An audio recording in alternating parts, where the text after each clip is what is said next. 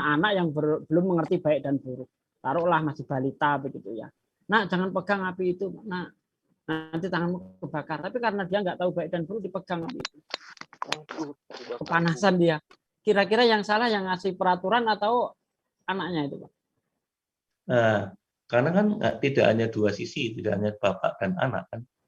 Ada satu lagi yaitu kuasa kejahatan, yaitu kuasa iblis tadi yang saya bilang. Enggak, Iblis itu kan ini kita fokusnya pada si Adam aja dulu. Ini belum iya, nanti betul. belum masuk kepada si iblis. Mengenai masalah peraturan itu loh. Apa peraturannya jangan kamu makan buah yang ada di tengah taman itu. Kamu akan mati pada saat hari memakannya kan begitu. Ini kan kita berbicara tentang peraturan ini dulu. Nah, Bapak sudah mengakui bahwa ketika Adam diberi larangan itu belum mengerti baik dan buruk. Karena baik dan buruk masih ada di buah terlarang itu kan begitu. Betul. Iya. Nah, sekarang saya analogikakan. Ketika Bapak punya anak mungkin masih merangkak gitu ya. Nah, jangan pegang itu. Tetap dipegang sama anak Anda. Apa bisa anak Anda disalahkan? Kalau analogi itu menurut saya ini ya. Analogi itu ya kurang tepat itu, Mas. Kan si anak juga tidak akan memegang kalau gitu. Si anak tidak akan memegang analogi tentang Adam yang dia belum ngerti baik dan buruk. Ini analoginya di situ. Belum ngerti baik dan buruk gitu loh. Belum ngerti baik dan buruk diberi aturan. Orang yang bisa diberi aturan itu kan orang kalau sudah berakal gitu ya. Orang yang berakal baru diberi aturan, ketika dia melanggar barulah terkena dosa. Sama juga di dalam Islam, orang yang tidak berakal, tidak ngerti baik dan buruk, orang gila, itu tidak dikenai hukum Islam, Pak. Iya. Ya, seperti itu. Jadi hanya orang-orang yang sudah balik, nah kalau di dalam Islam itu orang akan dikenai dosa itu kalau dia sudah balik. Artinya dia itu sudah bisa menentukan ini baik, ini buruk. Itu baru dikenai hukum. Nah, kembali lagi kepada Adam. Adam ini belum balik ini, kalau belum balik artinya belum mengetahui baik dan buruk.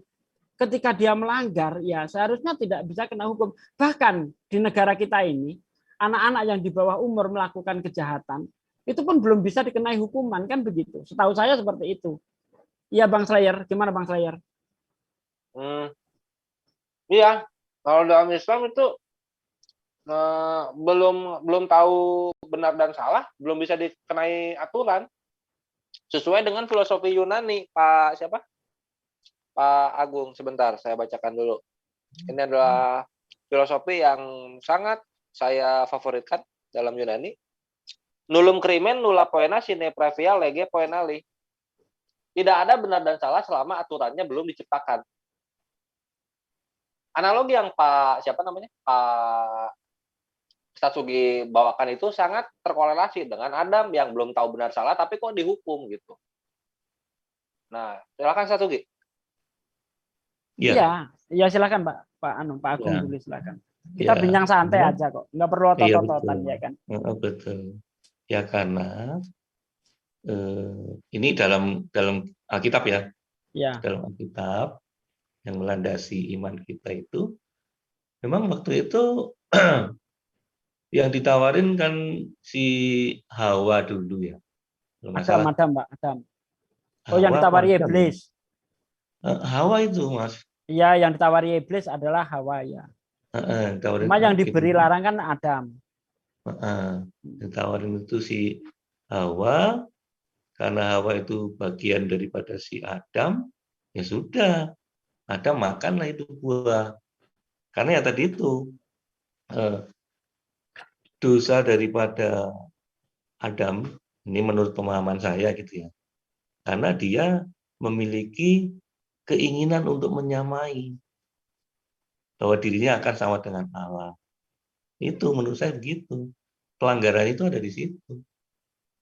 Sehingga kan seolah-olah dia kan jadi melanggar yang harusnya tidak dimakan, kemudian dimakanlah sama dia karena dia saya ingin sama dengan Allah, kan begitu kan. Di mana itu Pak Adam ingin menyamai Allah itu? Ada di Alkitab ada ya? Iya, di ayat berapa, Kejadian 2 ada bisikan baca, atau Kejadian 3 dari Hawa dulu ya. Coba di Kejadian, Mas. Di kitab Iya. Kejadian jatuhnya manusia dalam dosa itu. Kejadian 2 apa ya? Kejadian 3 Yang lah tiga. kalau itu. Mulai dari Kejadian 3.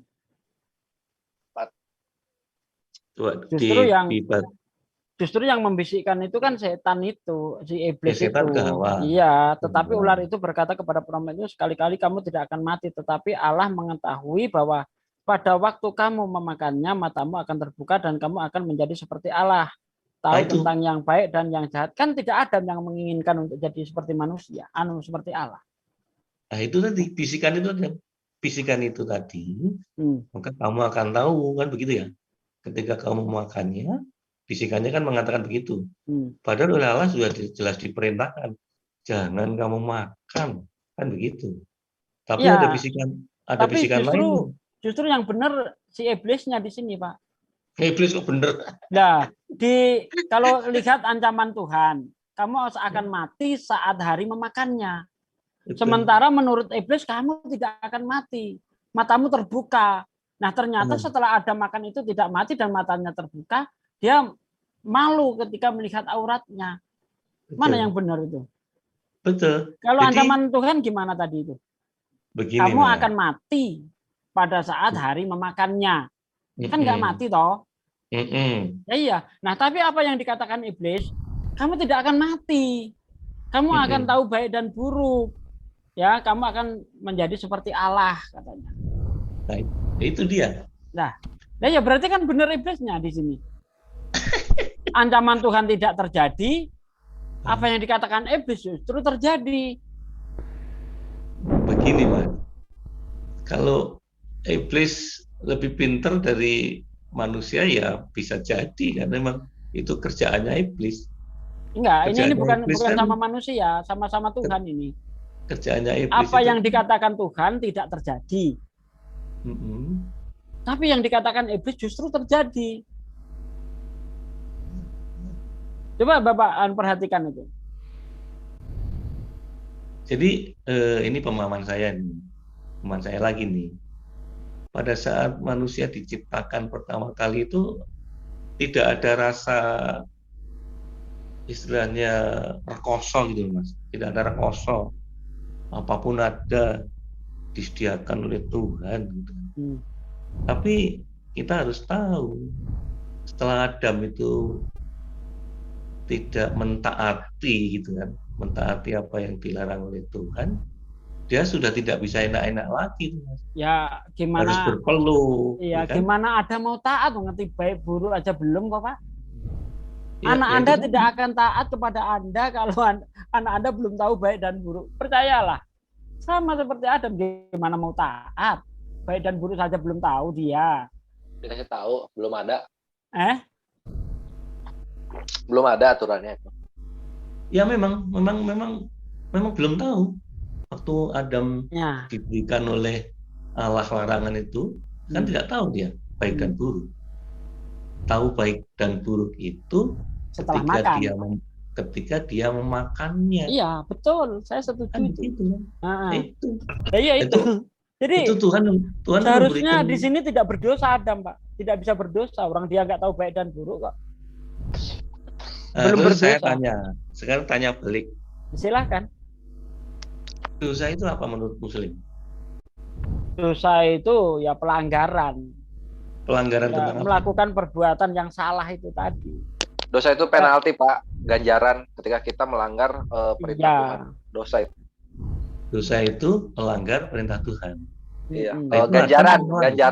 Ganjaran dari pelanggaran melanggar perintah Tuhan. Nah itu. Iya. Siapa yang makanya itu sekarang yang dipertanyakan siapa yang bisa dikenain dosa? Orang gila bisa dikenain dosa? Nggak bisa. Orang nggak tahu baik dan buruk bisa kenain dosa? Nggak bisa. Lah kalau Adam itu kan manusia diberikan kesempurnaan.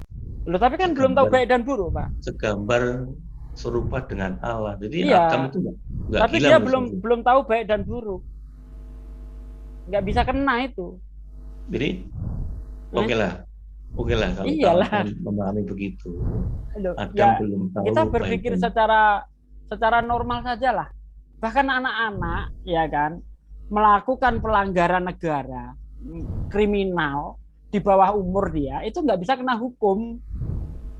Tapi dia menerima dampak akibat daripada Betul. ketidaktahuannya kan. Anggaplah seperti itu. Contoh Tapi kan tadi nggak bisa api. dikenain dosa, Pak. Nggak Contoh bisa. api, memegang api, panas. Betul, tapi kan dia nggak bisa disalahkan. Yang Dia salah siapa? sendiri. Orang tuanya kurang pandai menjaga. Kalau di sini siapa yang salah? Tuhan. Kenapa nggak bisa menjaga si Adam? Dia belum tahu baik dan buruk kok. Ya ini Ya, logika itulah. saja. Kita pakai logika aja. Itulah makanya begini Mas, makanya kenapa orang kok mati gitu kan? Itu karena dosa. Itu kalau di kami itu, kenapa sih orang mati? Ya karena dosa. Nggak ada orang Ya nggak ada hubungannya Pak mati dengan dosa itu. Dosa ya karena umurnya sudah mencapai waktu tertentu, karena namanya daging itu nggak akan kekal Pak. Betul. Kalau kami itu makanya orang mati itu karena dosa, Pak. Karena dosa. Ya, rumusnya dari mana itu? Berarti orang Kristen mati itu karena berdosa semua, Pak? Iya. Nah, iya toh ya. Nah, katanya sudah ditebus Yesus. Seharusnya kan dia hidup kekal. Kepada penyalipan sekarang. Nah, iya, akhirnya kita nyampe ke topik. Iya itu. Ya sabar lah, ya sabar. Kita harus muter-muter dulu toh. Ya. Digiring dulu ya. Sabar lah, orang nggak langsung wawasan kita. Kan orang begitu. Mau tinju aja ada pemanasan dulu. Kan gitu. Ya Pak ya, santai kok Pak ya. Betul.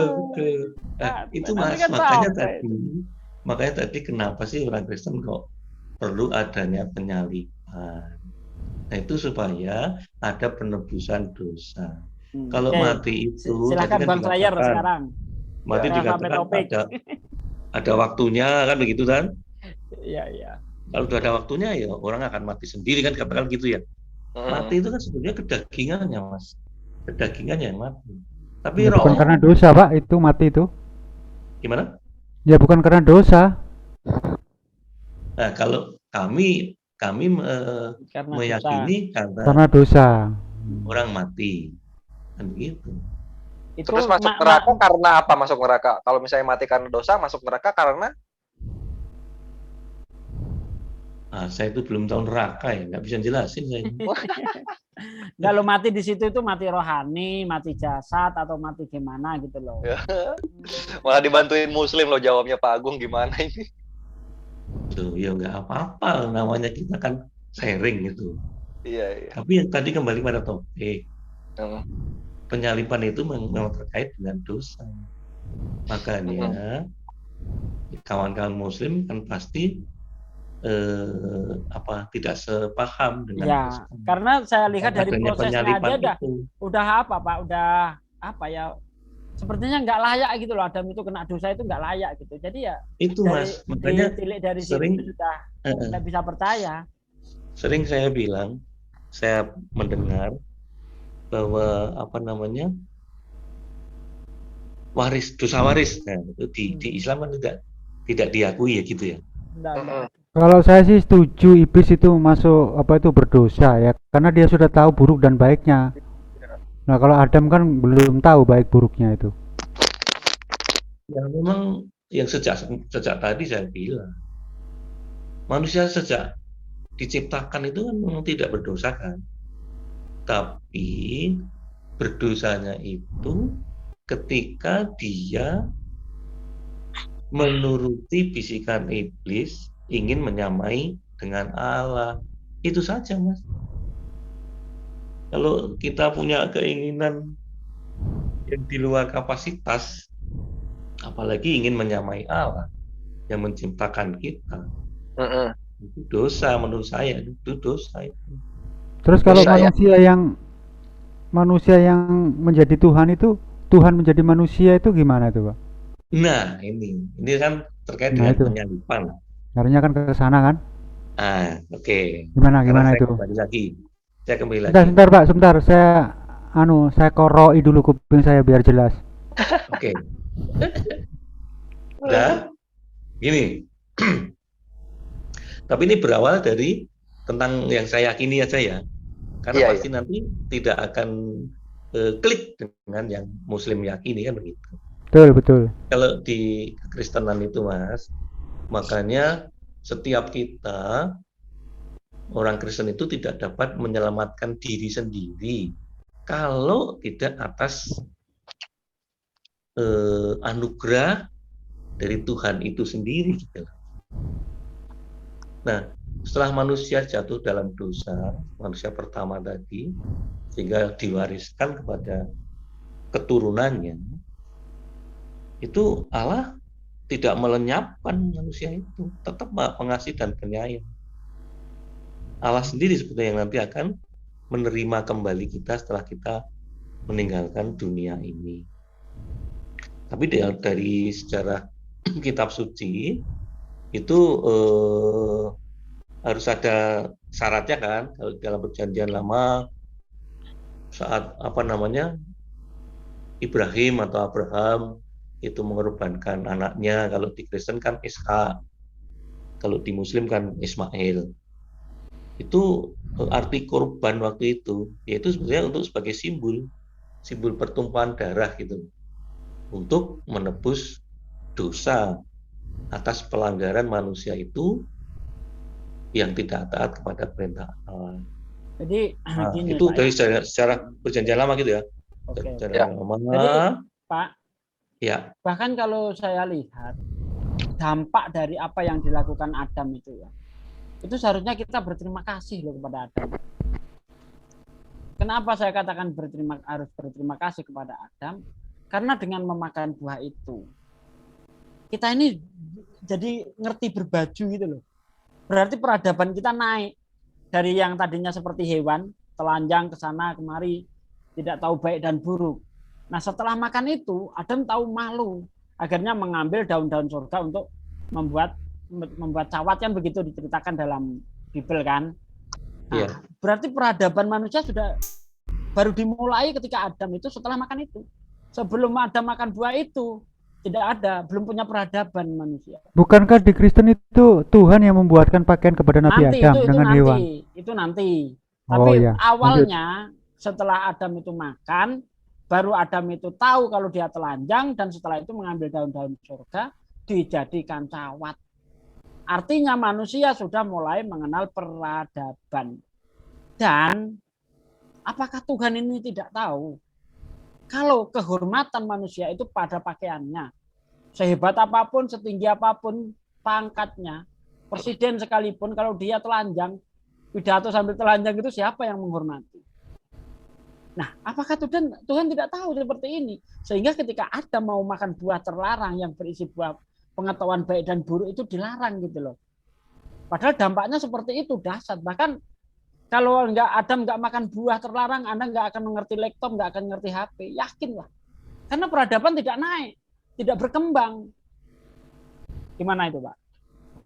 Oke. Jadi sebetulnya kalau tentang Adam ini cerita Alkitab gitu ya. Iya. Yang tadinya telanjang, sebetulnya nggak tahu telanjang itu menjadi malu kan begitu. Nah, ketika dia memakan buah tadi, baru tahu dirinya itu malu bahwa dia telanjang. Nah, di Alkitab kan juga ditanyakan sama Allah, Adam kamu di mana? Dia bilang sembunyi, karena takut. Kan begitu. Kenapa takut? Nah, karena dia telah melanggar perintah Allah. Ya. Nah, dia yang tadinya telanjang itu sebetulnya cawatnya itu dari kulit binatang itu, Pak. Dari kulit binatang. Nah, itu melambangkan pertumpahan darah itu sudah ada. Itu kan nanti setelah makan dia membuat cawat, lalu Tuhan membuatkan pakaian dari kulit binatang gitu loh. Enggak, yang saya permasalahkan itu kan dari dampak apa yang dilakukan Adam itu membuat kita ini beradab. Karena tanpa makan itu Adam nggak akan beradab, nggak mungkin. Nggak ngerti baik dan buruk dia kok, gimana mau beradab? Oke deh, oke lah. Oke, pemahaman Bapak seperti itu ya itu memang masing-masing kita kan. Itu fakta sih, bukan hanya pemahaman saya, saya fakta. Memiliki otoritas itu kan untuk memahami sesuatu, kan begitu. Nah, kembali ke tadi supaya ini sampai ke penyaliban ini. Iman Kristen kan begitu. Iya, silahkan saja. Oke ya.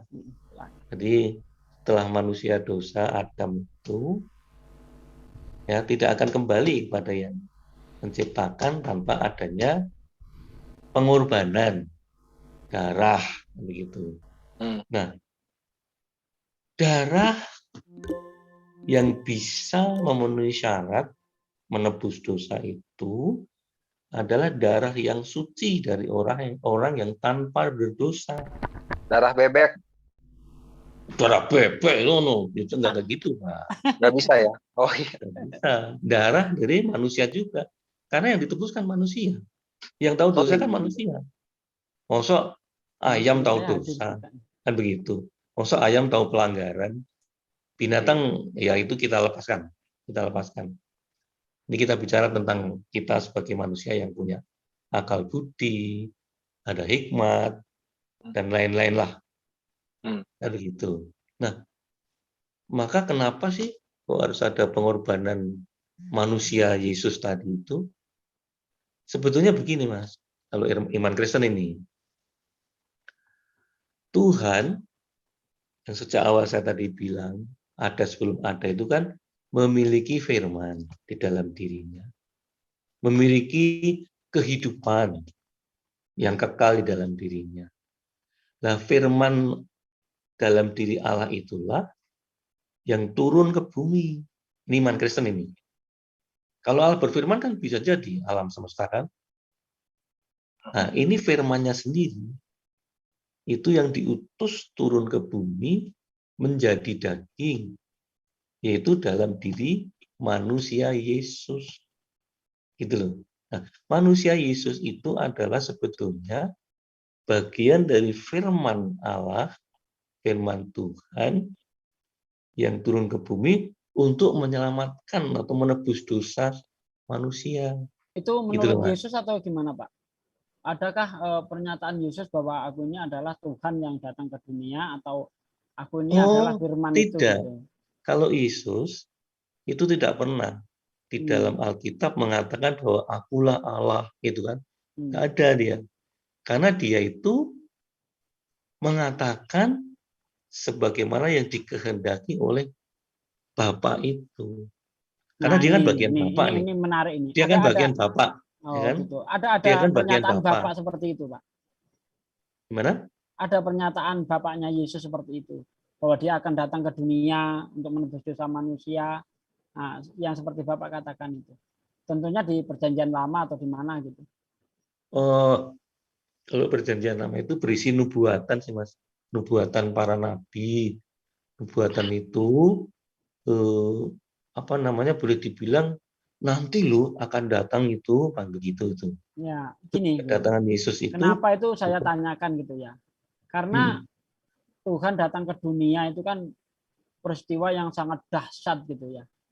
Maksud tanpa ada rencana, sedangkan presiden mau turun ke daerah aja udah dikasih tahu itu pemerintah daerah bahwa bulan ini akan datang dan tempat itu akan disterilkan, kan begitu. Ya, nah, betul. Ada nggak ini pemberitahuan dari Tuhan bahwa dia suatu saat nanti akan datang ke dunia? Ya tentunya di kitab Perjanjian Lama lah, kan begitu. Ada nggak? Ada sih mah banyak tapi saya nggak hafal ayatnya ya. Contoh, tapi ada nubuatan-nubuatan itu ada. Bisa ya, kasih contoh gitu biar jelas gitu dasar-dasarnya gitu. Aduh, saya referensinya itu nggak hafal. Ada kok, Mas, di Perjanjian Lama itu ada lah. Sekarang kalau misalnya ayatnya nggak ada, berpengaruh nggak dengan imannya Pak Agung? Kalau ayatnya nggak ada?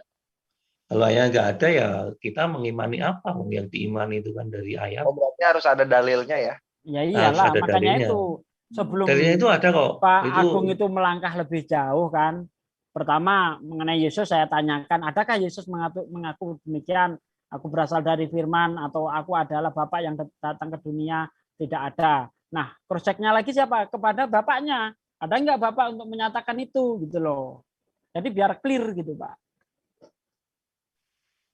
Saya cari ayat dulu. Ya. Tapi harus sabar ini, saya nggak hafal. Oh iya, santai aja, santai. Santai aja. Ini kayaknya ada guru saya nih baru datang. Assalamualaikum guruku.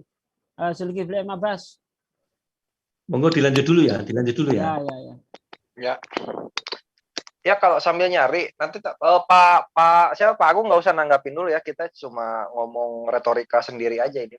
Ya boleh, Pak. Itu kembali lagi tadi ke awal, ternyata kan di ayat-ayat Yesus ini banyak sekali bilang. Contoh tuh Matius 16 ayat 27, sebab anak manusia akan datang dalam kemuliaan Bapaknya, diiringi malaikat-malaikatnya, pada waktu itu ia akan membalas setiap orang menurut perbuatannya. Matius 5:20, maka aku berkata kepadamu, jika hidup keagamaan tidak lebih benar dari hidup keagamaan ahli-ahli Taurat dan orang-orang Farisi, sesungguhnya kamu tidak akan masuk ke dalam surga. Iya, Matius Matius 5 5 ayat ayat 21 sama 20. 23, dilanjut lagi tuh Ustaz Sugi bawahnya tuh. Tetapi Ya, aku berkata kepadamu, setiap orang yang marah terhadap saudaranya harus dihukum. Setiap yang berkata kepada saudaranya kafir harus dihadapkan ke mahkamah agama. Dan siapa yang berkata jahil harus diserahkan ke dalam neraka yang menyala-nyala. Itu perbuatan juga. Terus Matius 7 ayat 14, karena sesaklah pintu dan sempitlah jalan yang menuju kepada kehidupan, dan sedikit orang yang mendapatinya. Jadi dari 2,2 miliar penganut Kristen di dunia ini, maka paling yang masuk cuma 100.000 orang ini ke dalam surga. Matius 7:21, bukan setiap orang yang berseru kepadaku Tuhan Tuhan akan masuk ke dalam surga, melainkan dia yang melakukan kehendak Bapakku yang di surga. Nah, berarti setengah yang ngaku Yesus Tuhan masuk surga, setengah yang mengaku Yesus Tuhan masuk neraka gitu kan. Jadi percaya Yesus itu tidak menjamin masuk surga. Matius 7 ayat 21. Belum nanti Matius 12 ayat 31 sampai 32, segala dosa hujat manusia akan diampuni, tetapi hujat terhadap Roh Kudus tidak akan diampuni. Ayo. Itu gimana lagi tuh? Sekarang kita posisinya kalau misalnya menghujat, kita nggak nyadar kita menghujat, itu udah nggak diampuni. Matius 12, 31, 32. Markus 3, 28, 29. Sama juga, sesungguhnya semua dosa dan hujat anak manusia akan diampuni. Tapi apabila seorang menghujat Roh Kudus, ia tidak mendapat ampunan selama-lamanya. Melainkan bersalah karena berbuat dosa kekal. Buat apa lagi hidup? Buat apa lagi percaya Yesus? Kalau kita udah nggak sengaja menghujat Roh Kudus, ya udah neraka kekal menanti. Gitu. Jadi, buat apa penyaliban gitu kan? Kalau misalnya perbuatannya dihitung. Jadi gini. Ayatnya udah ketemu belum? Jadi begini, belum ya lah. Saya dicari dulu. Cerita nggak bisa nyari.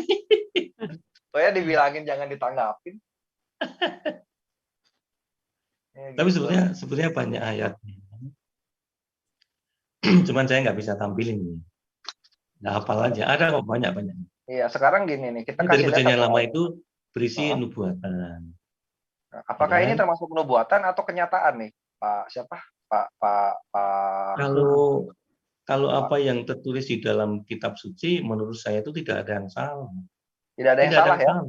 Tidak ada yang salah. Nah, kuncinya sebetulnya begini. Jadi ketika kita sudah percaya bahwa di dalam Yesus itu ada keselamatan, ada penebusan dosa, nah, terus kita berbuat semaunya, ya tidak begitu juga. Gitu loh. Kita tetap harus melakukan perbuatan baik sebagaimana yang Allah kehendaki. Tapi manusia kan tidak sempurna. Makanya kalau di dalam kekristenan itu, Mas, ada yang namanya doa pengakuan dosa. Itu selalu ada. Jadi di dalam kita menjalani kehidupan ini, tidak mungkin kita ini sempurna. Menjalani 100% apa yang dikehendaki oleh Tuhan. Itu kekristenan. Makanya kita selalu memohon pengampunan akan kesalahan-kesalahan yang kita lakukan selama kita menjalani kehidupan ini. Nah, sampai kita berakhir hidup kita. Tapi kita tetap harus berusaha untuk dapat melakukan apa yang diperintahkan Tuhan kepada kita. Hanya dua kok perbuatan yang harus dilakukan itu. Pertama, memuliakan Sang Maha segala sesuatu tadi. Memuji-muji, kan? Memuliakan namanya, membesar-besarkan namanya. Itu yang pertama. itu harus jauh melampaui segala-galanya. Yang kedua, sederhana, mengasihi sesama kita tanpa memandang apakah itu seiman dengan kita atau tidak. Itu aja, Mas. Itu memperoleh hidup yang kekal kalau kayak begitu, Pak Nah, Agung. nanti tentang kehidupan kemudian itu kan ada yang namanya hakim yang adil yang nanti akan datang, kan begitu. Nah, itu ya kita serahkan pada hakim yang adil tadi gitu loh, Mas. Tapi Untuk sekarang memperoleh hidup yang kekal. ketika kita diberi kesempatan hidup di dunia ini oleh Tuhan, ya mari kita jalani ya hal yang baik saja gitu. Tapi kalau kita memberi ruang di hati kita untuk kuasa ular yang sejak semula tadi menggoda kita, mengimbangi kita ini sama dengan dunia, ya sudah, bagaimana kita mencapai surga? Kalau hanya dunia saja. Padahal dunia itu kan sifatnya hanya sementara, semu. Banyak hal-hal yang, wah seperti iming-iming seolah hidup itu enak.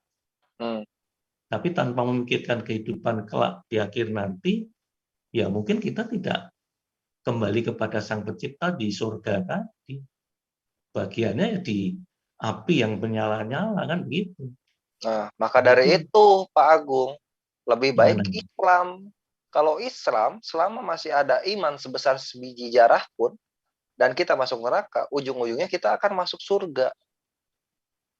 Nah, kalau nggak salah nih, apakah benar bahwa di Islam itu diyakini sebelum surga itu ke neraka dulu, gitu toh? Sebelum surga ke neraka, bukan. Gini posisinya, surga itu kan di atas, neraka itu di jurang. Nah, ketika kita nanti di hari penghakiman, kita akan melewati jembatan yang di bawahnya jembatan yang di bawahnya itu neraka, Pak Agung. Begitu. Jadi kita mendatangi itu bukan masuk. Contoh yang sering dipakai Statsugi, ini analogi Statsugi ini bagus sekali. Kita mendatangi rumah yang terbakar, bukan berarti kita masuk ke rumah yang terbakar, kan gitu. Jadi mendatangi, iya, karena disitulah penghakimannya nanti. Orang-orang yang kufar atau yang tidak beriman kepada Allah dan Rasul-Rasulnya, ini nanti akan jatuh di jembatan itu. Nah, jatuh ini adalah masuk ke neraka. Oh gitu. Tapi orang-orang yang beriman ini akan diselamatkan oleh amal-amalannya. Misalnya ahli korban itu maksudnya orang yang sering berkurban Idul Adha. Nah, nanti korbannya ini akan menjadi kendaraan dia untuk melewati jembatan tersebut, kayak gitu. Terus kalau misalnya ada misalnya yang matinya karena jihad atau syahid karena misalnya membela keluarganya atau membela haknya gitu, atau mati tenggelam, itu syahid, itu termasuk, atau mati karena sakit perut, dia nanti melewati jembatan itu cepat, Pak Agung. Gitu. Nggak banyak rintangan. Tapi kalau misalnya ada yang setengah-setengah nih amalnya, amal ibadahnya sama doanya setengah-setengah, wah terseok-seok dia untuk melewati jembatan itu gitu. Tapi selama dia muslim, insya Allah dia akan masuk ke surga, akan nyampe-nyampe juga ke surga gitu, Pak Agung. Oke. Itulah bedanya, Mas. Bedanya antara keyakinan Kristen dengan Muslim itu diantaranya, kalau yang saya pahami itu, kalau Muslim kan mengandalkan atau boleh dibilang ukurannya adalah amal gitu ya, kalau nggak salah ya. Amalan betul. Amalan dari kita akil balik Pak Agung, sampai nafas terakhir kita dalam kehidupan, itu amalan kita akan dihitung semua, baik dan buruk, akan dihitung semua. Nah ini apa ya? Ini keadilan dalam timbangan Allah yang maha adil. Gitu. Ini akan ditimbang terus gitu loh.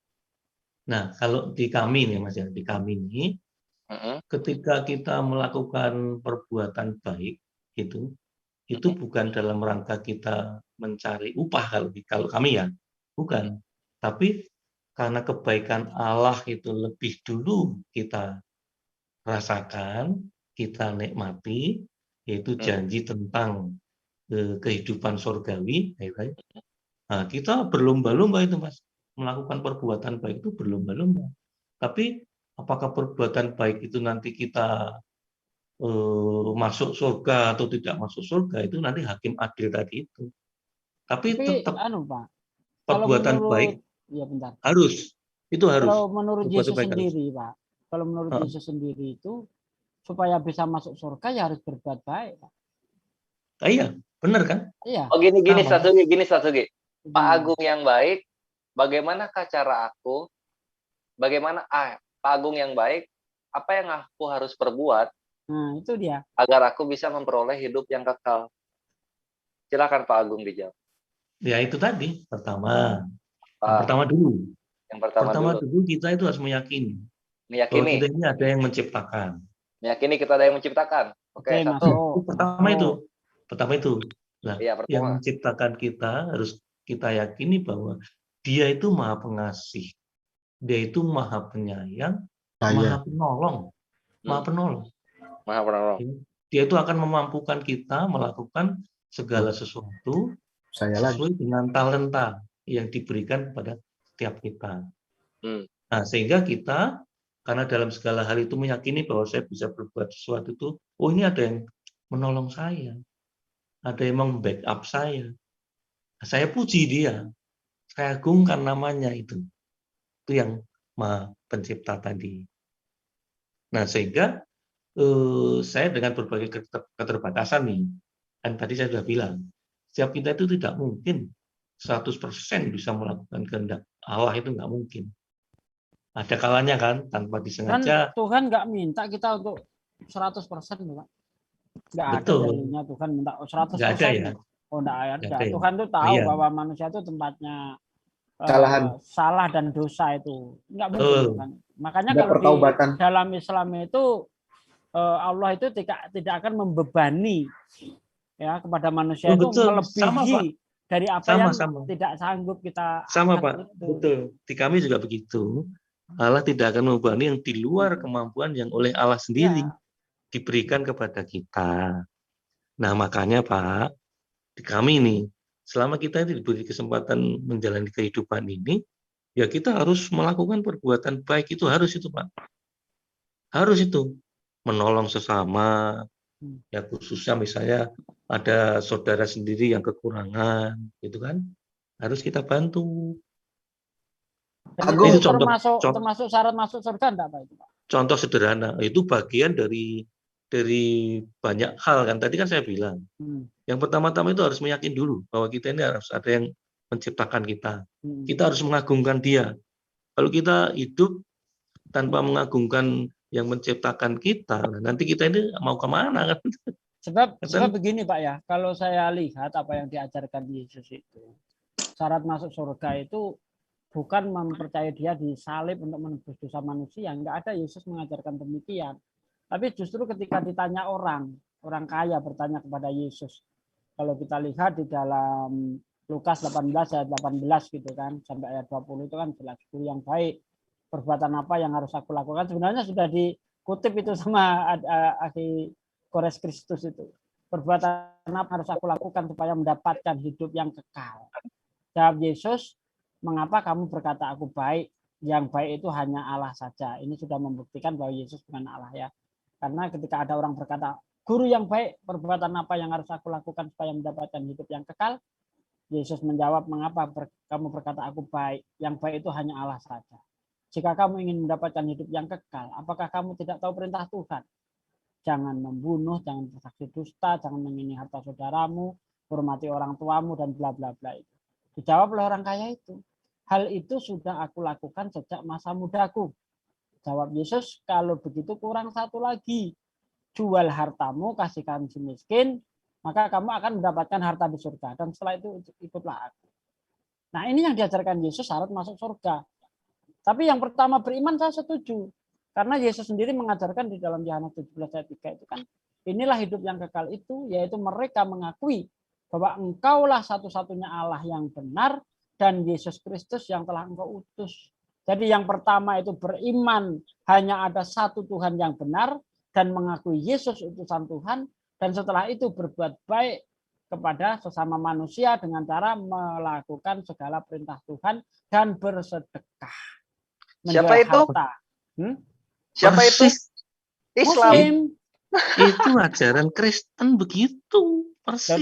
tapi Kristen percayanya Yesus disalib supaya orang masuk surga. Nah, Kan ini. kan bolak-balik bertentangan jadi. Nih, ini hampir nyambung kita, hampir klik sebetulnya. Ayo semangat Pak Pertama, Agung.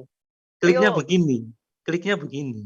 Ini sayangnya Bahwa Pak Allah- Agung ini kurang dikit sayangnya Pak. Nggak hafal ayat-ayat Alkitab. Entar dulu. Kalau saya Gini, hafal loh gini. Pak, itu saya nggak ada buka-buka Iya. itu Pak. Saya tahu. Saya tahu. Jadi kita hampir kliknya begini. Yesus sendiri kan mengatakan bahwa Allah itu esa. Bahwa dia itu diutus. Kan begitu. Mm-mm.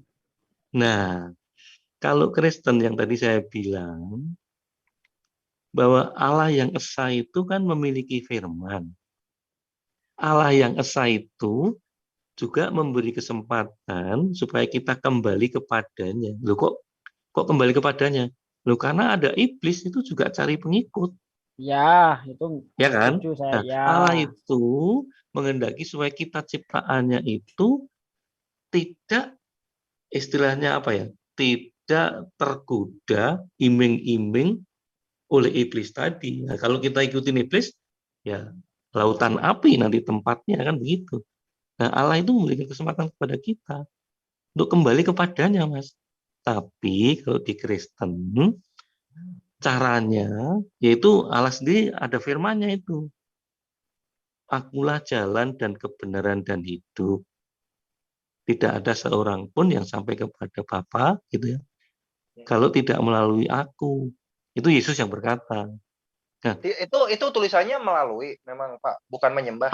ada itu di entar dulu di apa ya? Yohanes 16 Yohanes Yohanes 14 ayat 14. 6 itu, Pak. Masa Ah, bukan itu. menyembah sih? Masa melalui Itu. sih bukan menyembah? Memang harusnya tulisannya menyembah itu loh Pak. Kalau yang kita sembah, orang Kristen sembah itu Allah Bapa yang menciptakan kita semuanya itu yang disembah. Oh. Tetapi kenapa kok melalui Yesus kan begitu? Lah, Yesus itu adalah firman Allah sebetulnya. Firman Allah. Dia itu manusia, bukan seperti kita.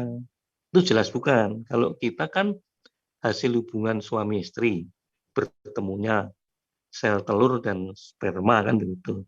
Kalau Yesus kan tidak, Mas. Yang diyakini Kristen loh ya. Yang diyakini Kristen itu Yesus yang lahir dari perawan Maria. Ini betul. Itu karena manusia. Maria. Itu karena Bukan manusia Waria, itu. bukan Waria Pak Agung. Maria. Maria. Iya. Mariam. Tadi Pak Agung pakai W soalnya. Lanjut. Oh, salah ya. maaf, salah. Ini Pak Agung. Jadi Yesus ya manusia, daging. Tadi saya bilang, firman yang menjadi daging. Nah, firman menjadi daging itu tidak langsung dari langit jatuh. Enggak. Berwujud manusia Yesus, tidak. Tetap melalui proses persalinan. Karena memang itu kemanusiaan Yesus yang sebetulnya adalah firman Allah sendiri. Nah, kalau Tuhan mengendaki, namanya yang maha segalanya, itu nggak bisa Mas. Ini iman ya, nggak bisa di logika. Seperti mujizat, itu nggak bisa di logika itu. Tentang Yesus pasti, teman-teman Muslim pasti, nggak mungkin itu. Manusia kok disebut Allah gitu kan. Manusia Ya, disebut karena Tuhan. di dalam kitab Bapak sendiri kan sangat jelas. Dalam bilangan ya kalau nggak salah ya, 19 itu. Tuhan bukan manusia, Allah bukan Betul. manusia, Nah, juga betul. bukan anak manusia. Betul. Tapi Yesus itu firman menjadi daging. Ada Yohanes 1 ayat 1, Mas. Pada mulanya adalah firman bersama-sama dengan Allah. Firman itu adalah Allah. Firman itu turun ke bumi, ada itu di Yohanes juga itu. Yohanes 1 ayat 14. Nah itu, ya 1 ayat 14. Tapi Yesus yang firman datang ke dunia itu tidak dikenal. Tidak semua orang mengenalnya. Gitu. Kalau yang saya pahami, kawan-kawan Muslim itu memang mengenal Yesus, tapi hanya sebagai utusan. Sebagai nabi tidak diceritakan penebus dosa, kan nggak ada di di dalam Ya, Quran itu. memang Itu kan? Yesus tidak mengajarkan itu. Hmm. Kalau saya lihat di dalam Bible sendiri, memang Yesus tidak mengajarkan itu. Bagaimana kita percaya? Dan Yesus Ada sendiri ya, Mas? juga, bentar Pak, Yesus sendiri menegaskan bahwa antara yang diutus dengan yang mengutus itu jelas tidak sama. Itu kan tertulis di dalam Yohanes 13 ayat 16. Persis. Ya, ya Persis. kan? Bahwa Persis. yang diutus dengan yang mengutus itu tidak sama. Seorang utusan tidak lebih tinggi daripada tuannya, seorang hamba tidak sama dengan tuannya itu tadi. Jadi, nah, kalau sudah begitu berarti Yesus ini ya bukan sang pengutus. Karena bukan. Yesus ini adalah hamba. Bukan, Yesus Mas. Betul. hamba, Pak. Anda baca di dalam Matius 12 ayat 18 itu. Ya. Hamba dia. Betul. Nah, ini yang membuat, menurut saya nih, membuat kawan-kawan Muslim itu kan sudah menjadi sebuah ketetapan lah, katakanlah ya. Kalau yang tidak masuk logika, tidak masuk akal manusia, nggak bisa dipercaya itu. Itu yang kedua Pak Agung. Yang Kembali pertama, kepada, saya lanjut dulu. Kembali kepada Yesus yang utusan, tidak akan melebihi dari yang mengutus. Itu betul, karena memang Yesus itu kan firman. Firman tidak akan melampaui dari yang berfirman. Tidak. Bahkan ada ayat yang mengatakan bahwa Yesus pun tidak tahu kapan akhir zaman itu. Gitu loh. Tidak tahu Yesus sebagai manusia. Tapi sebagai firman dan bagian dari yang memiliki firman sendiri yang tahu gitu loh. Gitu loh. Tapi iya. Silakan Boleh Bang motong Rahwana. dikit, Bang Basuki? Rahwana aja silakan. Iya. Berarti yang mengetahui ya? hanya yang memiliki firman ya. Iya betul. Ya, berarti Yesus ada yang memiliki, berarti dia setara dengan apa yang dikatakan ayat-ayat lain seperti pengakuan Yesus bahwa dia adalah utusan. Karena kalau utusan ada yang mengutus. Nah, Betul. kalau firman ada pemiliknya seperti apa yang Anda katakan tadi, kenapa Yesus tidak tahu hari kiamat? Ya. Nah, maka di situ sudah membuktikan bahwa Yesus hanya sebatas utusan. Betul. Iya. Betul. Iya, karena Anda sendiri sudah membuktikan bahwa ternyata Yesus bukanlah Tuhan yang kita tahu menurut apa keyakinan Kristen. Nah,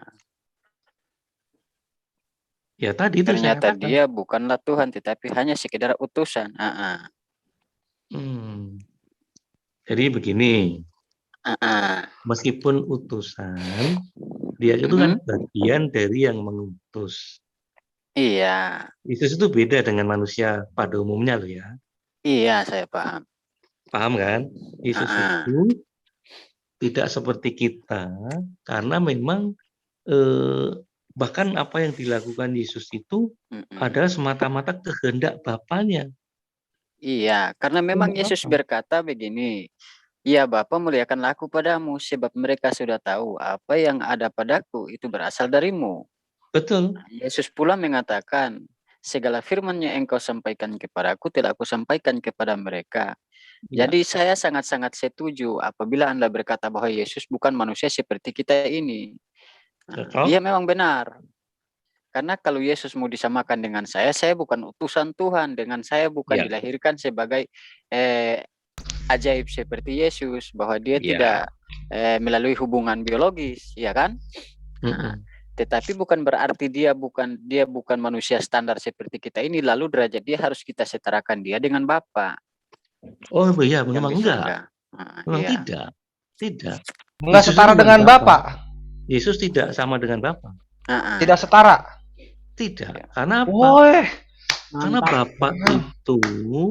Bapa itu yang tadi kita sudah sepakatkan, sumber segala sesuatu, maha segala sesuatu.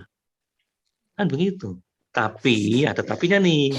Kalau iman Kristen, bahwa Allah yang menyelamatkan manusia yang jatuh dalam dosa itu hanya dengan cara Allah, yaitu percaya kepada Yesus yang ada sebenarnya firman-Nya sendiri juga itu. Makanya kan ada ayat di dalam Yohanes 3 ayat 16. Karena begitu besar kasih Allah akan dunia ini maka gitu kan, Iya. lali ya Mas, maka Ia mengaruniakan anaknya yang Anaknya yang tunggal, tunggal. supaya Iya. barang siapa yang percaya kepadanya tidak binasa, Iya. melainkan beroleh hidup yang Iya. kekal. Jadi itu yang disandarkan kepada Yesus memperoleh hidup yang kekal ialah mengenal Engkau satu-satunya Allah yang benar dan mengenal Yesus Kristus yang telah Dia utus. Betul, Bang Allah Dengan yang apa kita sembah. dengan apa selanjutnya?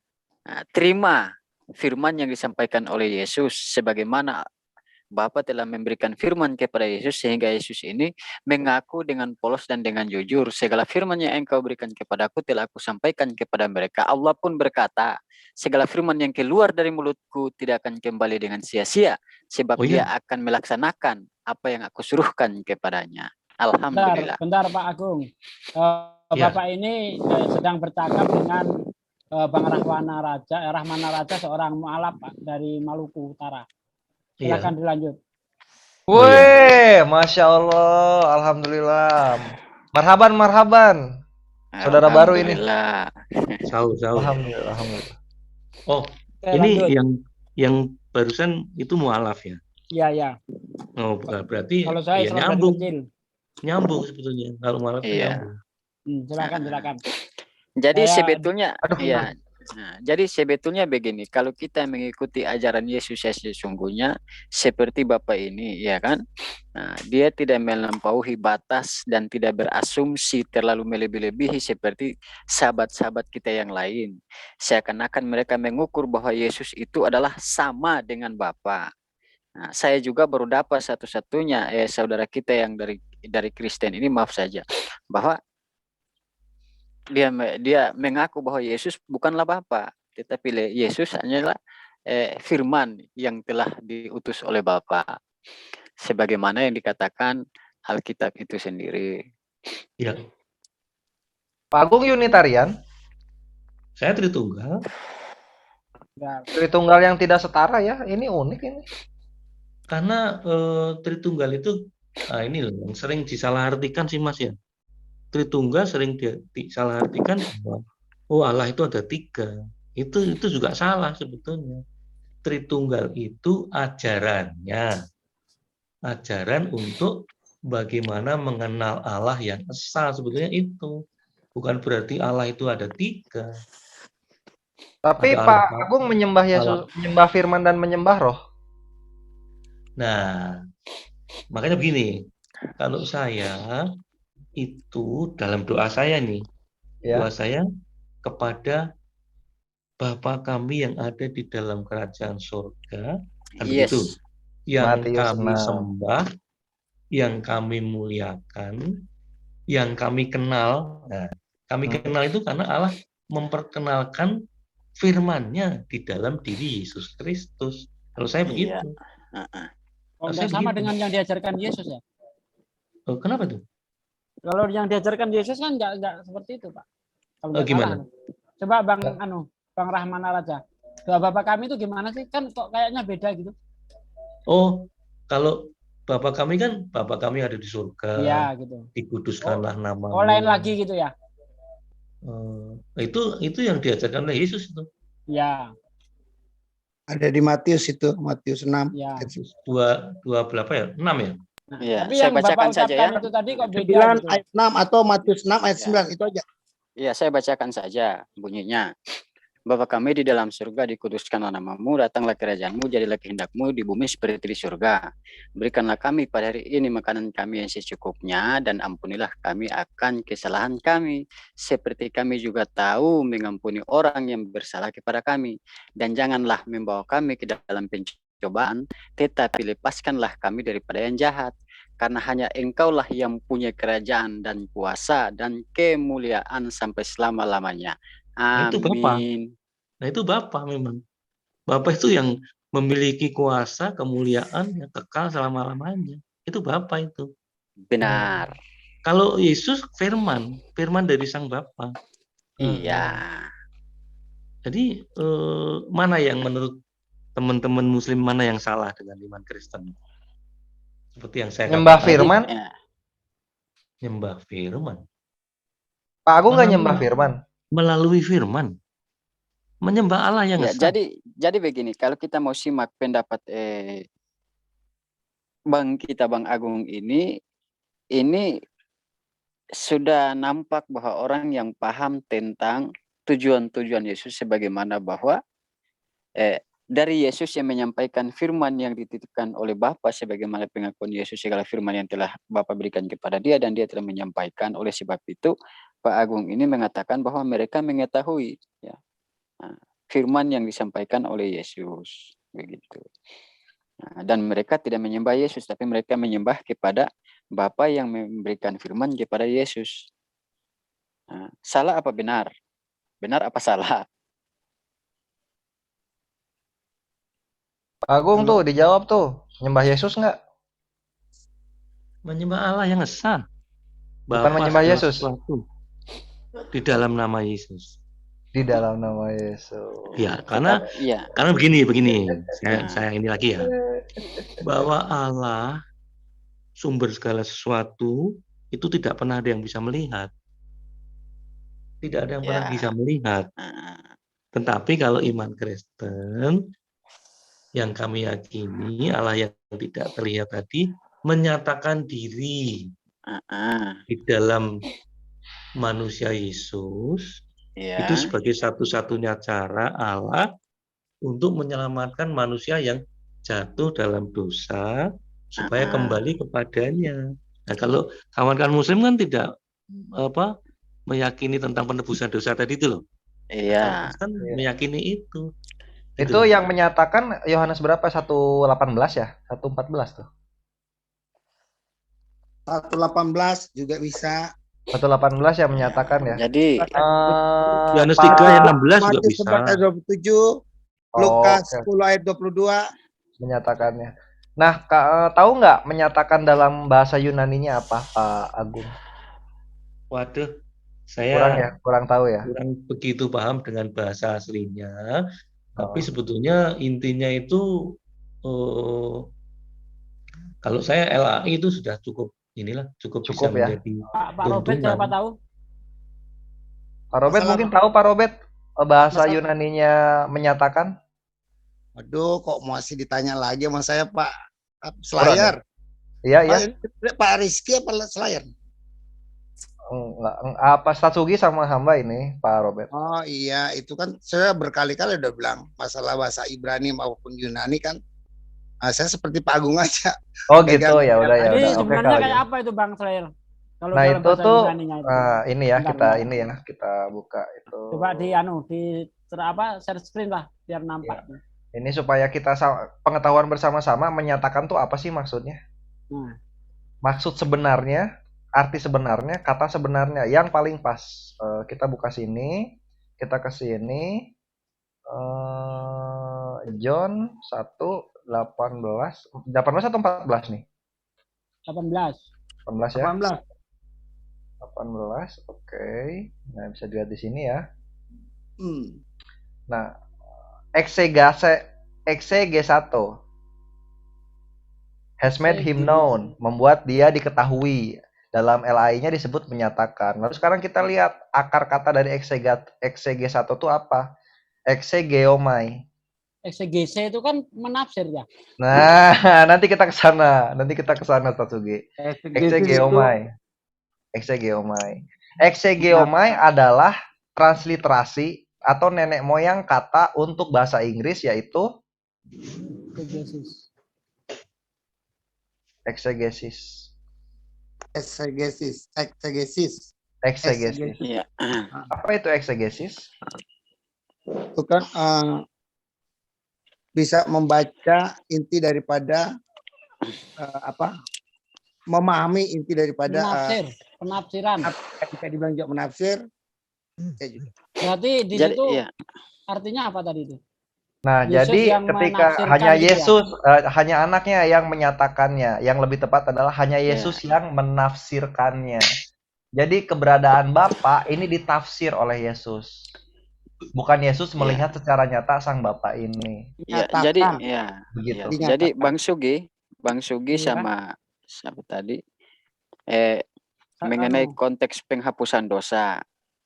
Saya kira kalau Yesus menyerahkan dirinya kepada dosa untuk dihapus, coba buka di Roma 6 ayat 13. Roma 6 ayat 13. Oke. Enggak, kita selesaikan dulu itu masalah menafsir itu gimana itu artinya itu Akhi Kores. Ya, jadi gini Statsugi dan kawan-kawan Kristiani yang sebangsa dan setanah air, maka Yohanes 1:18, Yohanes 1:18, hanya Yesuslah yang menafsirkan mengenai keberadaan satu-satunya Allah yang benar ini. Yesus hanya menafsirkan. Apa artinya kalau misalnya apa artinya kalau Yesus menafsirkan? Yesus hanya menjelaskan. Yesus tidak pernah sama sekali melihat Tuhannya. Ini mesti diterima kenyataannya, karena tidak pernah tertulis di Alkitab bahwa Yesus berkomunikasi dengan Bapa secara tatap mata langsung seperti Musa di Perjanjian Lama, kan seperti Nabi Muhammad di Isra Miraj. Maka ada ayatnya juga, halo, ada ayatnya juga kan, ada ayatnya juga dibilang kan, yang turun dari surga hanya Dia yang pernah yang bisa melihat Allah, hanya Dia yang pernah turun dari surga, itu kan dia bilang. Apa dia itu Yesus ada itu, aduh di Yohanes 5 kalau nggak salah. Iya, saya paham tentang anak manusia yang turun dari surga. Tetapi apakah dia sudah jadi manusia atau belum jadi manusia? Halo, Yohanes 5. Yesus dia bilang selalu kan dia mengatakan ada dua itu tentang dia. Ada dua. Dia sebagai anak tunggal Allah dan dia sebagai anak manusia. Itu aja. Yohanes 5 atau 1 Yohanes 5? Yohanes 5 itu ada di situ kalau nggak salah. Baca aja Yohanes 5 itu semua. Yohanes 5 itu soal pekerjaan Yesus dan apa ya? Nggak pernah ngelihat ada kata-kata bahwa anak manusia lah yang telah melihat. Yang pernah melihat Allah, dialah yang pernah turun dari surga. Dia gitu kan kalau salah. Jadi konteksnya begini. Ada ayat. Ya. Jadi di situ perhatikan. Di Matius 11 ayat 27. Matius 11:27. Coba baca itu. Sama Lukas 10 ayat 20. Matius 11:27.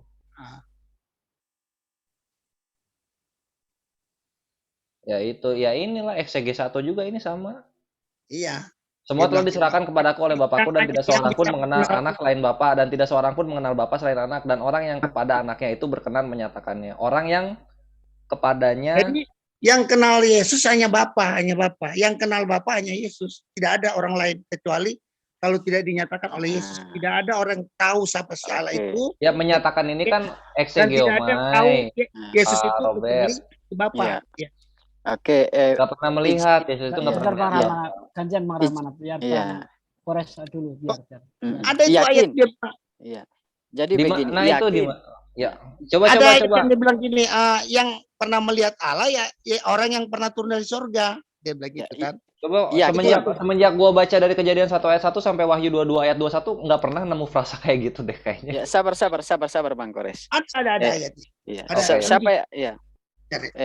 Bang Homer yang mengatakan tadi bahwa tidak ada yang mengenal Allah selain Yesus. Yakin? Ada ayatnya kok. Iya, tidak membantah lagi. Ya tidak, itu kata Yesus di Matius 11 ayat 20. Awas Anda bantah lagi ya. Saya pegang kata-kata Anda. Musa mengenal Allah tidak? Allah memperkenalkan diri kepada Musa, gimana sih? Ya terus kenapa kalau Allah tidak katakan bahwa tidak ada yang mengenal Allah selain dari Yesus? Kalau Yesus. Berarti Anda sudah membantah pernyataan Anda yang duluan. Dulu saudaraku. Musa Allah memperkenalkan diri kepada Musa. Kalau Yesus kan tidak ada yang mengenal. Coba baca dong. Tidak ada yang untuk dia ya, tidak ada yang mengenal Yesus atau anak kecuali Bapa. Dan tidak ada yang mengenal Bapa kecuali dia. Iya, dia kenal semua. Iya, tetapi bukan Allah memperkenalkan diri kepada dia seperti Musa, beda. Itu harus dibedakan. Tapi begini konteksnya, ya kan? Waktu Musa mengenal Allah, belum ada Yesus. Tetapi Anda mengatakan tidak ada orang yang bisa mengenal Allah tanpa Yesus. Apa Anda lupa dengan statement Anda yang tadi? Kalau lagi baca, Yesus itu sudah ada sebelum Musa dan sebelum Abraham sudah ada. Oke, kalau begitu tunjukkan ayatnya sebagaimana Yesus sudah ada di dalam Perjanjian Lama. Hayo. Ya mana ayatnya Sebetulnya, Yesus sudah ada di dalam perjanjian lama? sebetulnya Ada kok ayatnya itu. Ya mana ayatnya? Nggak ada. Sebagaimana Nggak ada. Musa sudah mengenal Yesus di perjanjian lama, enggak ada. Ya itu kan kalau kita melihat di kejadian apa di kejadian itu ada. Iya. Iya mana? Di kejadian Pak mana? Robert, Iya, Pak ya. Robert, Ya. sebetulnya sejatinya pemahaman Yesus sudah ada sejak perjanjian lama itu ya ketika, dan tadi saya bilang Pak, bahwa Yesus kan firman Allah Pak, bagian dari Allah. Firman itu kan selalu bersama-sama dengan Allah. Kan Itu akhirnya sudah kembali ada lagi memang. seperti pertanyaan saya Pak Agung. Di mana ada di dalam perjanjian lama, Pak Agung lupa ayatnya. Memang Kan gitu tadi. tidak ada perjanjian lama itu yang menyebut Yesus itu nggak ada Pak, karena Yesus Iya. itu, nama Yesus itu ada di dalam perjanjian baru sebagai putra dari Maryam. Itu Yesus. Ya kan? Tapi kalau firman itu ada sejak dulu kala sebetulnya begitu. Dan Musa tidak mengenal Yesus, tidak. Ngomong-ngomong, di situ masih malam nggak di tempat-tempat saudara-saudara? Masih malam. Ya, di sini malam nih Mas Ramana. Saya sudah pagi. Nah, berarti saya duluan tahu pagi. Oh, di situ jam berapa itu di tempat Ramana? Jam berapa? Sini sudah jam 6. Tahu saya maksudnya nih, tahu ini. Iya, tahu ya, maksudnya mantap. nih. Tahu maksudnya. Lanjut. Tapi jam 6 kan didahului jam 4. Ya, berarti dia di timur posisinya. Ya, dia di timur. Iya, betul. Kita di barat ya. Bang Sugi benar kok yang Pak Robert tadi bilang. Pak Robert tadi bilang benar itu, Mas. Lanjut. Benar Pak Robert bilang bahwa yang hanya bisa melihat Sang Bapa itu adalah anak tunggal Bapa. Karena kan dia firman-Nya. Karena kan dia firman-Nya. Belum tentu firman bisa melihat Tuhan, belum tentu. Lah, wong itu bagian dari dirinya sendiri ya. Gimana sih? Kalau berarti langit, bumi, terus ada beda. juga melihat. Kok beda? Beda. Kalau itu ciptaan. Firman itu bukan ciptaan. Iya, tapi itu saya sebetulnya begini ya. Ada nggak firman ciptaan? Ada nggak ayatnya firman diciptakan? Oke, sekarang begini. Firman itu sifat. Kalau di kita ya. Sabar. Nah, kita luruskan lah. Kita ikuti. Firman bukan ciptaan kan? Oke. Nah, lantas dari mana datangnya firman? Firman sudah bersama-sama ada di dalam Allah. Diri Allah dalam sendiri. diri Allah. Ya, karena begini, kalau kita melihat kedua konteks Alkitab ini, perjanjian lama dan perjanjian baru. Kalau perjanjian lama Allah berfirman, kalau perjanjian baru firman berallah. Ini yang membingungkan ini. Allah maksudnya. Perjanjian baru. Firman berallah gimana nih? Aku bingung juga nih. Ya. Karena begini, firman itu, ya, karena begini itu kekal ya. Firman kan karena dulu begini. Iya, karena begini. Di perjanjian lama hadirnya firman karena Allah berfirman. Nah, di perjanjian baru pada mulanya adalah firman. Nah, baru Allah. Firman itu bersama-sama dengan Allah. Dan firman itu adalah Allah. Nah, jadi kedua konteks Alkitab ini saling kontradiksi. Di perjanjian lama Allah berfirman, di perjanjian baru firman berallah. Ini dulu. Maksudnya nggak begitu. Nggak begitu. Ya Pak Edi, jelaskan dulu. Nggak begitu. Allah berfirman di dalam perjanjian lama, ya kan? Karena firman itu ada di dalam diri Allah. Sebetulnya sejak awalnya itu firman itu sudah ada. Mantap, kalau ada dalam diri Allah. Saya setuju. Iya, saya setuju. Cuman firman yang ada di dalam diri Allah tadi dinyatakan di dalam daging, dalam rupa manusia Yesus itu memang ada di dalam perjanjian baru. Itu ada banyak nubuatan. Kita simpulkan mengenai kehadiran firman dulu. Nah, firman ada dalam diri Allah. Apabila Allah bercakap, maka keluarlah firman. Benarkah atau salah? Betul. Kalau begitu Firman. firman adalah ciptaan yang keluar dari mulut Allah, sebab kalau Allah tidak berkata-kata maka tidak ada firman. Oh, bukan begitu kalau keyakinan Kristen. Terus firman itu enggak karena diciptakan. begini, Allah berfirman dalam arti Allah berkata-kata, sebab ada konteks di dalam Alkitab itu berkata begini, segala firman yang keluar dari mulutku, segala firman yang keluar dari mulutku, saya ulangi lagi, segala firman yang keluar dari mulutku, saya ulangi lagi, segala firman yang keluar dari mulutku tidak akan kembali dengan sia-sia. Maka kehadiran firman ialah ciptaan Allah, karena Allah berkata-kata, menciptakan kata-katanya untuk keluar, berfirman. Halo. Boleh saya tambah? Ya, tambah. Bila perlu tambah banyak. Pak Ruben. Itu maksudnya bukan kata ya. Firman itu suara Allah yang ada di dalam diri Allah. Kalau dia berkata itu produksinya kan, kata-kata produksinya, bunyinya itu, tapi suara yang ada di dalam Allah, suara di dalam Allah itu menyatu dengan Allah. Iya. Rohnya Jadi, Allah juga menyatu. Ya, bukannya dia keluar berkata-kata, ya ikut keluar semua suaranya, keluar berpisah dengan Allah, tidak. Saya paham Pak, bahwa saya cerita. Bentar ya, saya kasih tahu. Di dalam kitab Daniel 9 ayat 24-25, di situ dikatakan, semenjak firman itu keluar, Yerusalem akan dipulihkan. Artinya apa ini? Apakah firman masih bersama Bapak? Silakan Bang Rahwana, itu bahannya. Kikuk. Halo, firman atau suara Allah itu tidak akan keluar pisah begitu, tapi dia akan menghasilkan bunyi atau kata-kata.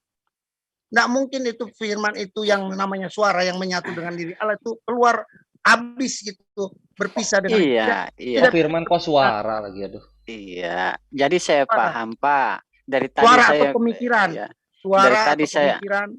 Dari tadi saya keluarkan kata-kata saya atau kalimat saya tidak akan pernah habis dari saya. Apakah habis suaramu itu di dalam dirimu? Tidak. Gitu. Itu yang dimaksud. Justru kalau kita mengatakan bahwa firman adalah Allah itu sendiri, itu meleset jauh. Melesetnya di mana? Ya. Karena begini, apabila firman yang sudah keluar mentok sudah menjadi Yesus. Yesus ini tidak mungkin berada di dalam diri Allah itu lagi. Halo. Oh, enggak begitu, Mas. Jauh saya bisa jelaskan. Nah, silakan.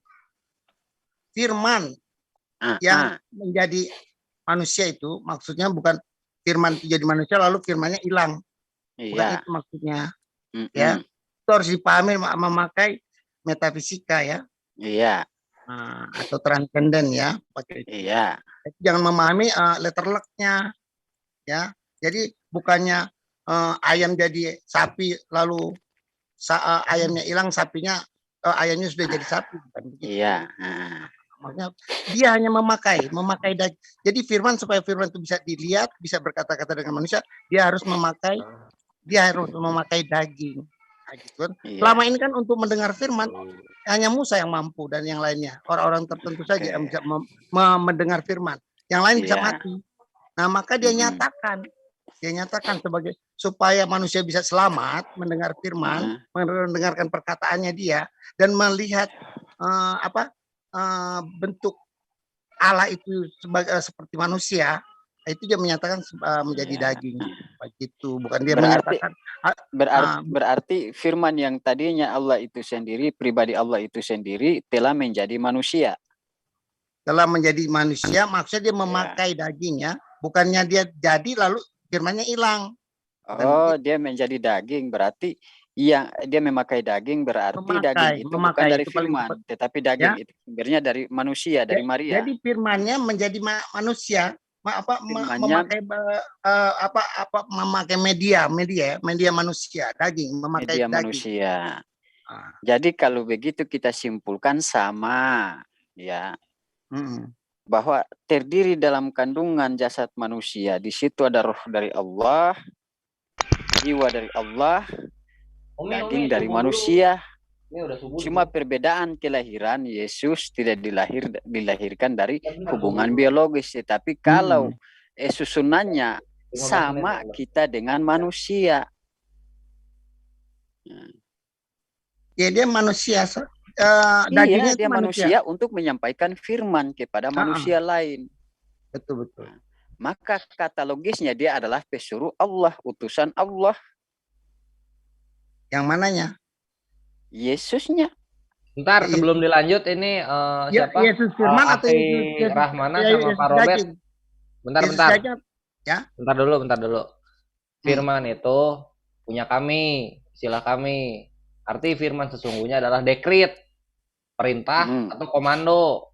Ya. Kalau nggak ngerti etimologinya, jangan dipakai di Alkitab sendiri. Bisa dilihat di layar. Itu bahasa Persia. Ya kan itu mau bahasa apa kek, yang penting kita sudah sepakati yang ada di line kan, itu ditulisnya jangan ya, maksudnya gini, jangan dibiasain dibiasain bahasa aslinya lah. Jangan dibiasain ngambil kata punya kaum lain terus definisinya diperkosa. Jangan dibiasain kayak gitu sebenarnya. Itu nah, sih. Kalau firman di apa maksudnya di maaf saudara-saudara muslim apa maksudnya? Firman itu dekrit, surat perintah yang dikeluarkan oleh ofisial Islam atau otoritas Islam atau pemerintah Islam. Dekrit itu surat perintah, nanti ditempel di gereja-gereja. Gereja ini jangan diganggu karena gereja ini ada di perlindungan Khalifah Ottoman.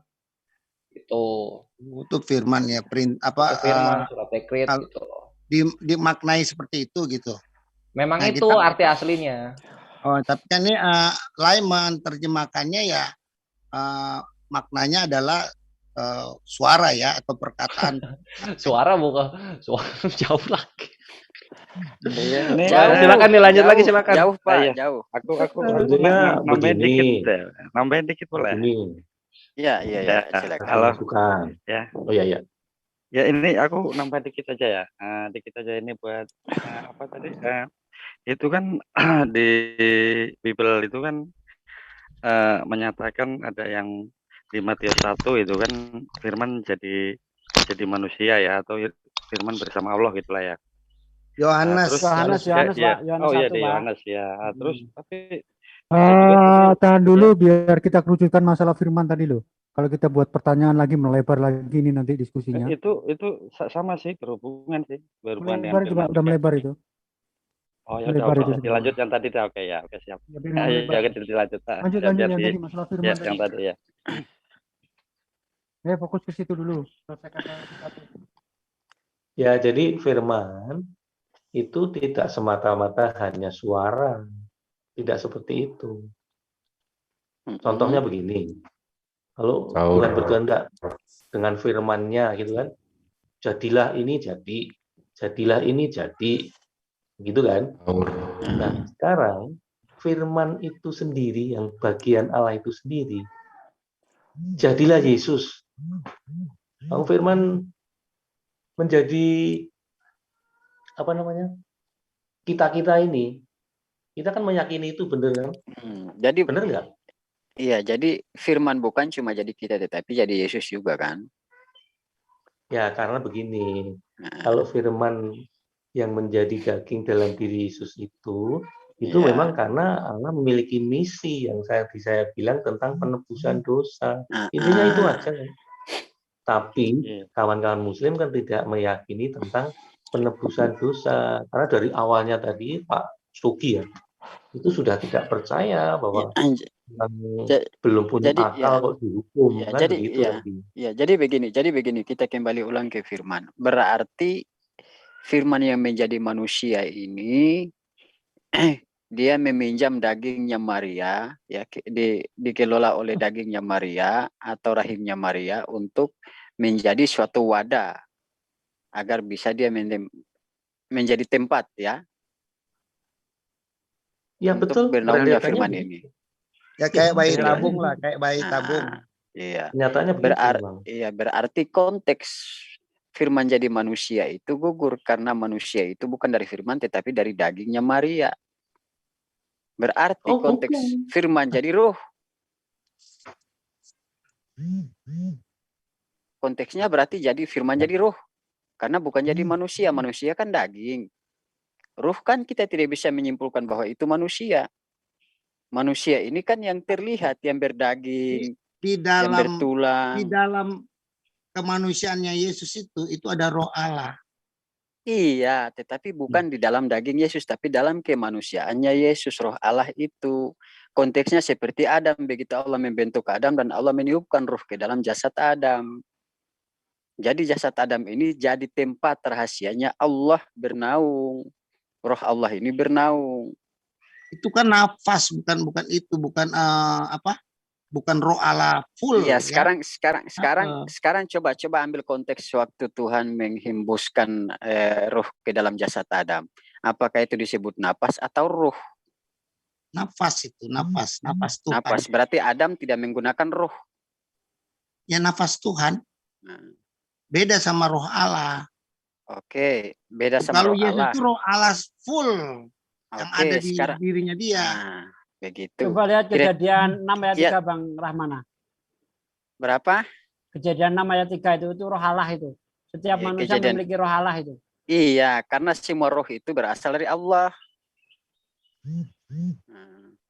Semua roh itu berasal dari Bapa. Rohku tidak akan selamanya tinggal di dalam manusia, melainkan hanya 120 tahun saja. Itu real. Jadi kalau kita berbicara roh Allah, saya juga dari roh Allah. Karena kalau tanpa roh Allah, saya juga tidak bisa hidup. No, hewan juga dari roh Allah.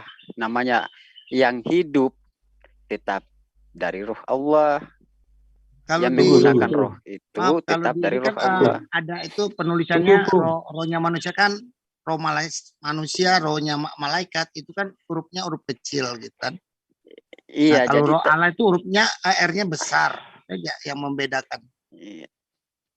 Jadi ini kita bedakan huruf atau bedakan roh? Kalau dibedakan bedakan huruf itu ada maksud daripada si penulis. Oh, ada maksud. Iya. Ada teman yang bisa menjelaskan itu ya. Ada Pak Lukas ya, dia bisa menjelaskan. Ya, kalau setahu saya sih baca Ibrani nggak kenal huruf besar kecil sih. Yunani juga demikian. Makanya LAI memberikan kode huruf kecil itu untuk membedakan antara roh manusia, malaikat dan roh Allah itu beda. Jadi begini Pak. Kita simpulkan, kita kembali kepada topik, berarti firman yang menjadi manusia itu gagal karena manusia yang terdiri dari daging, darah, dan tulang itu bukan dari firman tetapi dari manusia, yaitu Maria. Berarti firman menjadi manusia itu hanya sampai ke batas rohnya saja, bukan Maria manusianya. Itu cuma medianya ya, untuk seperti bayi tabung ya. Ditaruh ke situ kan oleh Allah, itu roh Allah sendiri, dan bahan bakunya bukan dari debu tanah, itu aja, bukan hasil sel telur dan sperma itu kan. Iya, tapi begini, sumber dari Maria kan dari debu tanah, oleh sebab itu Yesus juga dari debu tanah. Ini kita mengambil sumber manusia kan dari debu tanah. Iya, kalau Yesus itu pakai rahimnya sapi kan beda lagi nanti kan. Tetap sapi dari debu tanah juga. Apa yang tadi Pak Agung sudah bilang, ada misi Allah untuk menyelamatkan manusia melalui rahim. Jadi misi Allah untuk menyelamatkan manusia, sebagaimana Allah mengutus nabi-nabinya, rasul-rasulnya, Allah mengutus Yesus untuk menyampaikan firman. Apa itu firman? Supaya diikuti oleh umat-umat yang mendengarkan Yesus, sehingga umat-umat itu selamat. Sehingga Yesus berkata, ya, bahwa untuk mendapatkan hidup yang kekal. Utusan, Yesus juga utusan, tapi utusannya beda. Dia dari sorga langsung, bukan dari bumi. Kira-kira tugas utusan itu menyampaikan apa? Menyampaikan firman, menyampaikan apa yang jadi perbedaan statusnya, Yesus dari firman, Nabi Yeremia juga dari firman. Ya, sebab begini, Allah berkata, Nabi Yeremia dibentuk Allah secara langsung sesuai dengan perkataan Allah. Allah berkata, hai Yeremia, sebelum aku membentuk engkau di dalam rahim ibumu, aku telah mengenal engkau, dan sebelum engkau lahir ke muka bumi, aku telah menguduskan engkau. Allah berfirman. Allah berfirman bahwa dia itu kan dari manusia. Iya, tetapi ada sabda dari Allah langsung berkata bahwa dia yang membentuk Yeremia, sebagaimana Allah berkata, hai Yeremia, sebelum aku membentukmu di dalam rahim ibumu. Makna itu apa? Apa tujuannya?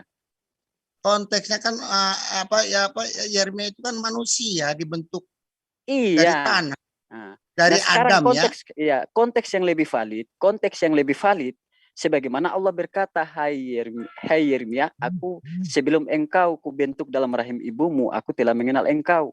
Tetapi ada konteks yang berkata, hai Yesus, sebelum aku membentuk engkau di dalam rahim Maria, aku telah mengenal engkau. Ada nggak ayat yang sama dengan Yeremia? Sepakat nggak si Yeremia? Sepakat nggak si Yeremia itu dari dunia kan? Iya, tetapi ciptaan Allah. Allah menciptakan secara langsung dan perkataan melalui Allah. Adam kan, lahir turun menurun. Ya, yang diciptakan diciptakan Allah itu manusia hanya Adam. Kemudian setelah itu turun menurun lahir. Jadi saya sepakat. Jadi turun menurun dari Yesus juga kan turun menurun dari Maria. Real kan? Ya, kalau mau dilihat kemanusiaannya. Iya, karena ini berbicara manusia. Sebab Yesus bilang sendiri kan di Yohanes 17. Ayat 17 ayat 5, coba baca itu. Iya. Sebenarnya ada. Dia bilang, dia ngomong sendiri. Dia bilang sudah bagaimana? ada. Kalau ayat itu masih bisa dibantah dengan ayat lain. Abimelek juga begitu. Salomo juga begitu. Bagaimana? Coba kasih lihat yang Salomo ada sebelum dunia ini berbentuk garis. Mana coba? Ada nggak? Coba Bang Sugi kasih kejadian Salomo. Amsal 8 ayat 22 sampai 30. Ya, Amsal 8 ayat 22 itu kan hikmat. Kalau mau lihat di bahasa aslinya itu bukan dijadikan. Konteksnya atau kejadiannya. Coba hikmat itu itu sudah bersama-sama dengan Allah, sudah mengikuti Allah. Itu Amsal 8 ayat 22 itu. Coba bacakan bunyinya. Bacakan bunyinya apa di situ konteks hikmat atau konteks ada. Baca aja atau coba tampilkan ayatnya itu Bang Sugi supaya kita bahas. Amsal 8 ayat 22 itu. Iya, bunyinya apa?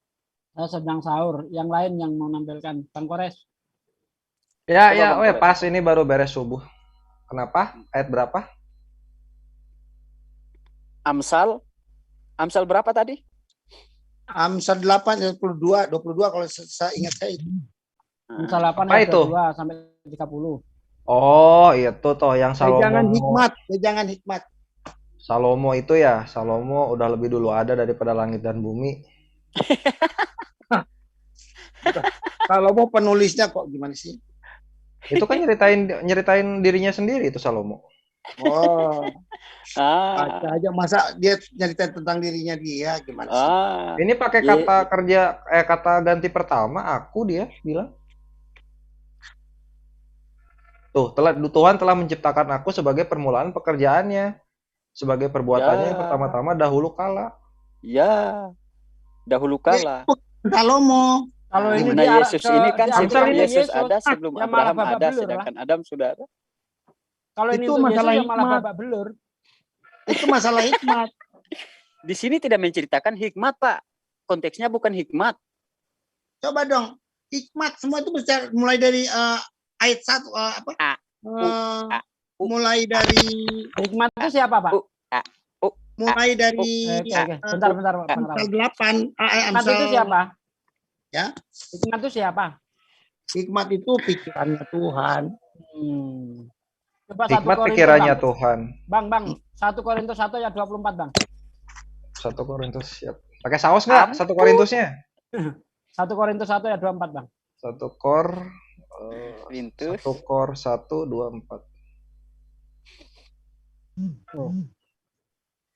Yesus hikmat dan kekuatan Allah.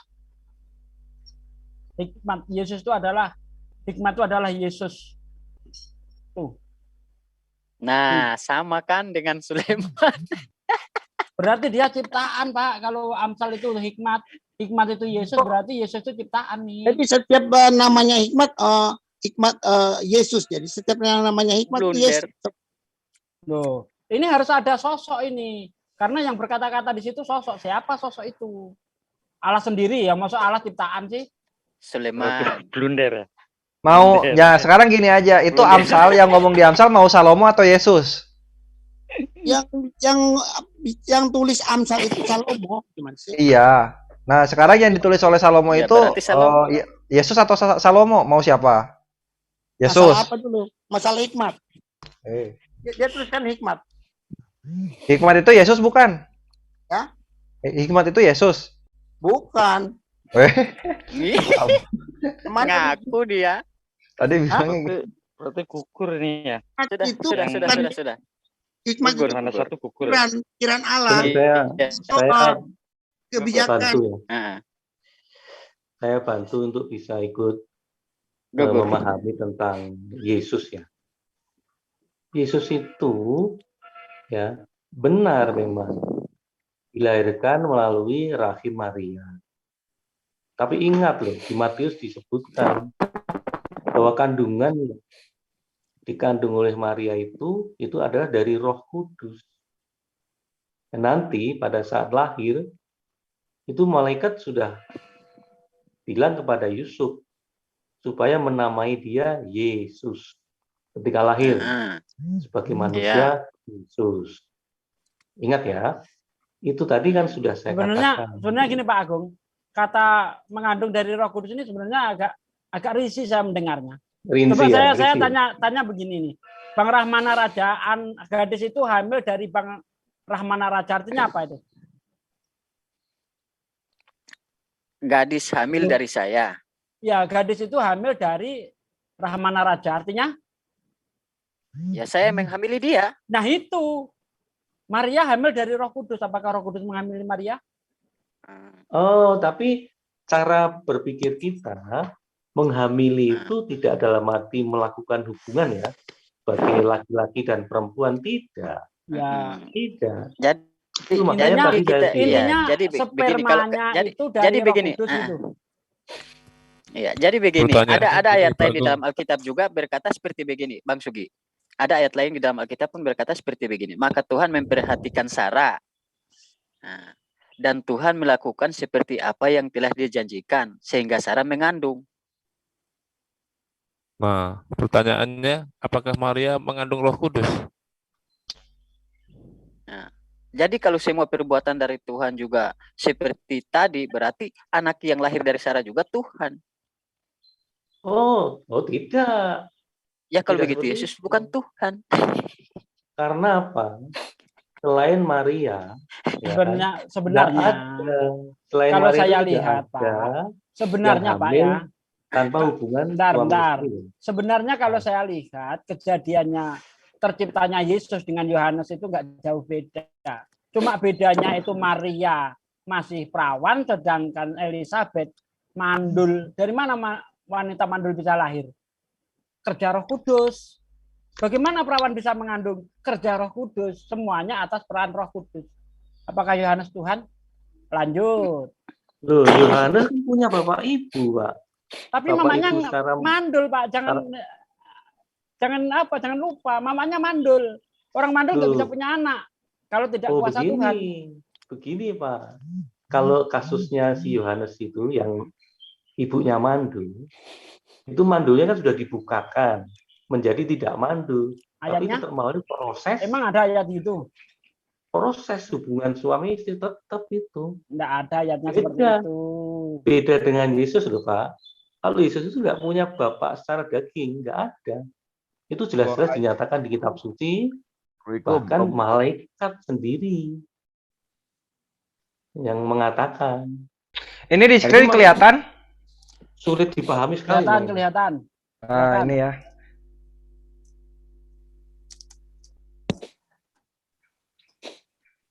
Oke, dengar suara saya? Gimana? Bentar, Bang Kores mau apa ini? Nah, ini ada dalam